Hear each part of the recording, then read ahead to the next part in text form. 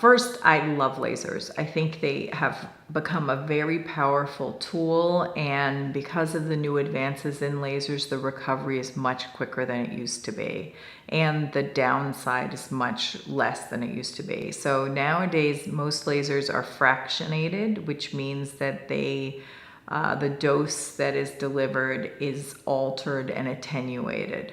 So the injury to the skin is not as severe, which then translates to fewer side effects and also faster recovery.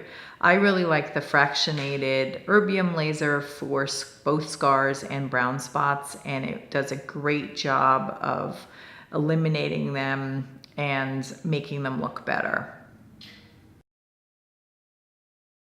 No, it can cause a little dryness and peeling, but you don't want to create an injury that actually creates a scab.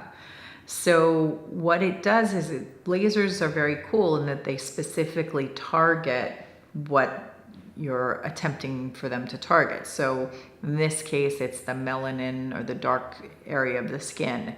And then that skin will peel, but not scab. And so then if you're not scabbing, then you're also not going to create a scar. So the one thing that people have to remember about lasers is that even though the change in the skin is permanent in that you have a new starting point, if you are exposing yourself to sun, those brown spots may come back. And so you have to then start on a skin regimen that's going to reinforce the laser procedure. You can, but you will not get a flattening of the mole. Sometimes for raised scars, you can reduce them and get a flattening, but for an actual mole, it will not reduce the three-dimensionality of it. And so in those cases, you're better off having surgical treatment.